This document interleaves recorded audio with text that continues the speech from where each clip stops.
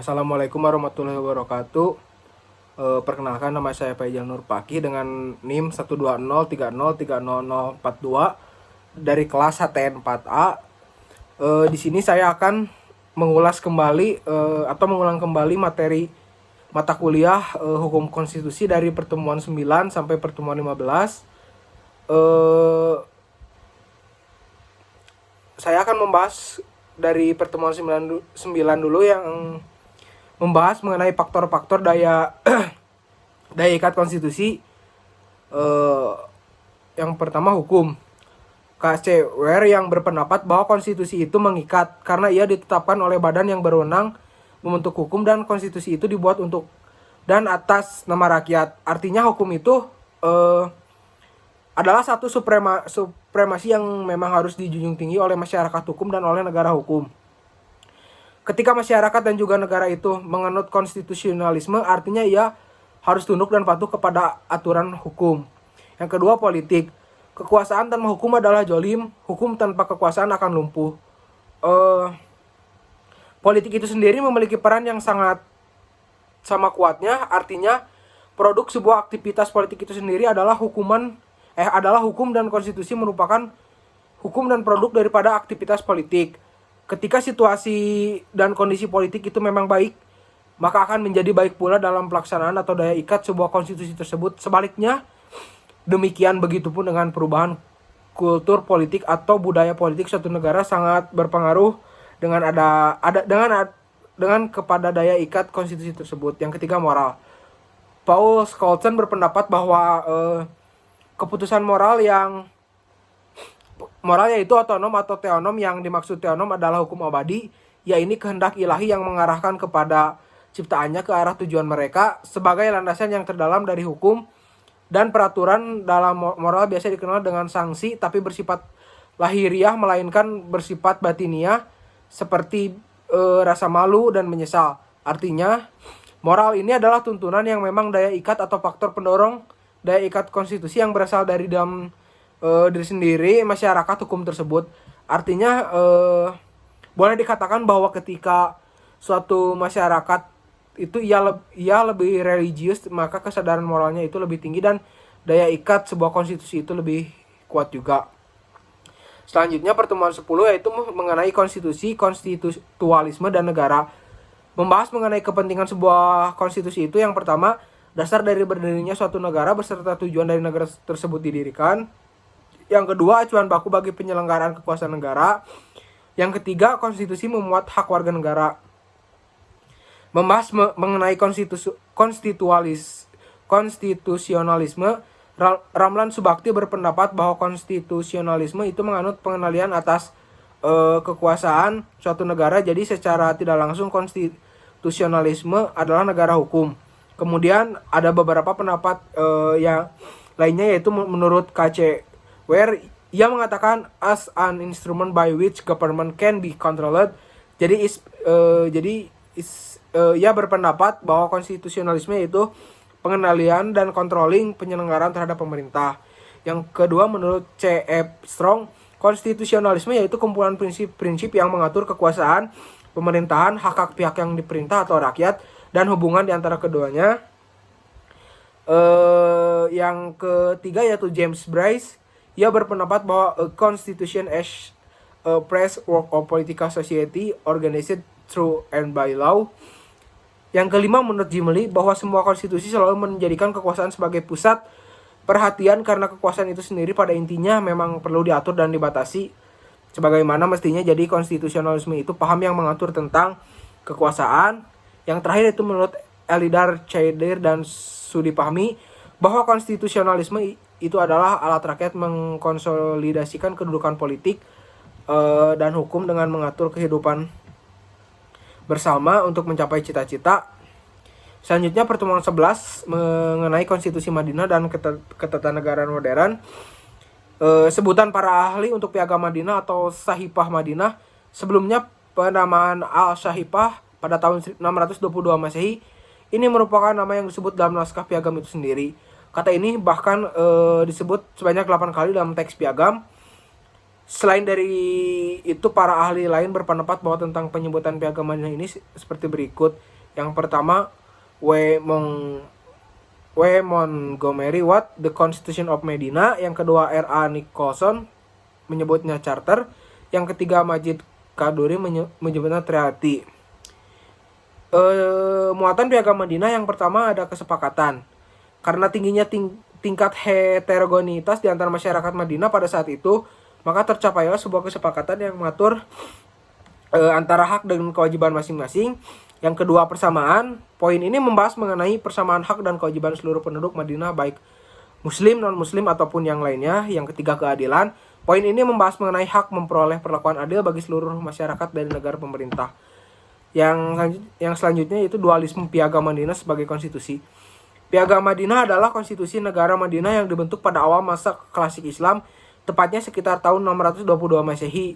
Piagam ini adalah piagam tertulis pertama, serta piagam ini dibuat atas persetujuan bersama antara Nabi Muhammad SAW dan wakil-wakil penduduk kota Madinah. Tidak lama setelah beliau hijrah dari Mekah ke Yathrib. Yathrib adalah nama kota Madinah sebelumnya pada tahun 622 Masehi.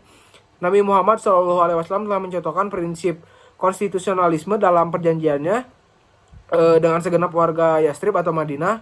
Piagam Madinah yang dibuat Rasulullah SAW mengikat seluruh penduduk yang terdiri atas berbagai kabilah atau kaum yang menjadi penduduk Madinah. Selanjutnya pertemuan 12 yaitu mengenai konstitusi Indonesia. Dipandang dari segi sejarah dapat dipahami bahwa konsep konstitusi negara Indonesia adalah Undang-Undang Dasar 1945 yang untuk pertama kali disahkan oleh PPKI atau Panitia Persiapan Kemerdekaan Indonesia, yaitu badan yang dipersiapkan Jepang untuk menyambut kemerdekaan Indonesia. Pada awalnya PPKI akan melaksanakan sidang pada 14 Agustus 1945. Namun Jepang mengumumkan deklarasi bahwa Jepang menyerah kepada sekutu. Hal ini pun menjadi peluang bagi bangsa Indonesia untuk memproklamasikan kemerdekaannya pada 17 Agustus 1945 hingga tanggal 18 Agustus 1945. UUD 1945 disahkan sebagai kelompok Staatsgrundgesetz atau aturan dasar atau pokok negara yang berada di bawah Pancasila sebagai grand norm atau norma dasar. Setelah kemerdekaan ada beberapa periode yang terjadi dalam perkembangan konstitusi Indonesia sebagai berikut. Periode 1 dimulai dari 8 Agustus 1945 sampai 27 Desember 1949. Periode 2 27 Desember 1949 sampai 17 Agustus 1950. Periode 3 17 Agustus 1950 sampai 5 Juli 1959. Periode 4 5 Juli 1959 sampai sekarang. Yang selanjutnya pertemuan 13 mengenai amandemen Undang-Undang Dasar 1945.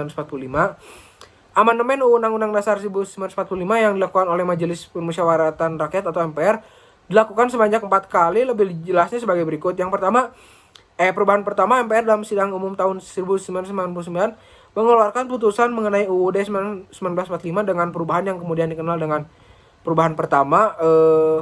Perubahan pertama atas UUD 1945 tersebut diambil dan disahkan dalam suatu putusan majelis pada tanggal 19 Oktober 1999. Adapun materi yang diubah oleh MPR adalah pasal 5 ayat 1, pasal 7, pasal 9, pasal 13 ayat 2, pasal 14, pasal 15, pasal 17 ayat 2 dan ayat 3, pasal 20 dan pasal 21 Undang Dasar 1945, sehingga perubahan pertama yang telah diamandemen sebanyak 9 pasal. Perubahan kedua yaitu MPR dalam sidang tahunan tahun 2000 mengeluarkan putusan mengenai UUD 1945 dengan perubahan yang kemudian dikenal dengan perubahan kedua yang diambil dan ditetapkan 18 Agustus tahun 2000. Perubahan ketiga, sidang tahunan MPR disahkan 10 November 2001. Dalam sidang tahunan MPR tahun 2021 mengeluarkan putusan mengenai UUD 1945 dengan perubahan yang kemudian dikenal dengan perubahan ketiga yang diambil dan ditetapkan 10 November 2001. Perubahan keempat, sidang tahunan MPR disahkan 10 Agustus 2002. MPR dalam sidang tahunan tahun 2002 kembali mengeluarkan putusan mengenai UUD 1945 dengan perubahan yang kemudian dikenal dengan perubahan keempat diambil dan ditetapkan 10 Agustus Agustus 2002. Selanjutnya pertemuan 14 yaitu pengujian konstitusional. Pengujian konstitusional adalah bentuk peninjauan ulang terhadap konstitusi terhadap suatu negara, namun seiring dengan berjalannya waktu dirasa perlu ditinjau ulang sehingga ada prosedur yang diatur sebagai berikut. Yang pertama, judicial review. Pengujian konstitusional atau judicial review adalah kewenangan yang diberikan kepada institusi peradilan untuk melakukan pengujian apakah sebuah peraturan perundang-undangan bertentangan dengan ketentuan perundang-undangan yang lebih tinggi atau higher law.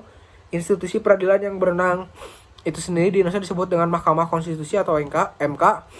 Pihak yang berhak mengajukan permohonan pengujian sidang sendiri adalah perorangan atau kelompok warga negara kesatuan masyarakat hukum adat yang masih hidup sesuai dengan perkembangan dan prinsip negara kesatuan Republik Indonesia yang diatur dalam undang-undang. Bahkan badan privat atau badan hukum publik atau lembaga negara. Terus syarat yang harus dipenuhi menurut Undang-Undang Nomor 24 Tahun 2003 tentang Mahkamah Konstitusi adalah bahwa keempat subjek hukum tersebut dapat membuktikan dirinya mempunyai hak atau kewenangan konstitusional yang dirugikan oleh berlakunya suatu undang-undang atau ketentuan undang-undang yang bersangkutan, sehingga ia memohon agar undang-undang bagian dari ketentuan undang-undang yang dimaksud dinyatakan tidak mengikat untuk umum.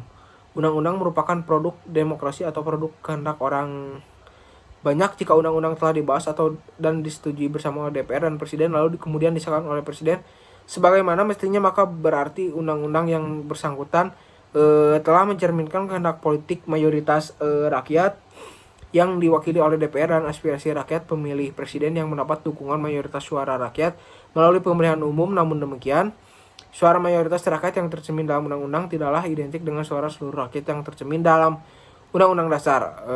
Suara mayoritas rakyat tidak selalu identik dengan suara keadilan dan kebenaran konstitusi.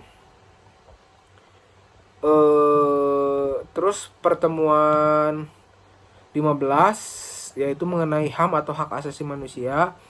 HAM menurut etimologi adalah dalam bahasa Inggris human right, dalam bahasa Perancis droit de l'homme, sedangkan dalam bahasa Belanda disebut Mensenrechten. Jadi hak asasi manusia adalah konsep dan normatif yang menyatakan bahwa manusia memiliki hak melekat pada dirinya karena ia adalah seorang manusia.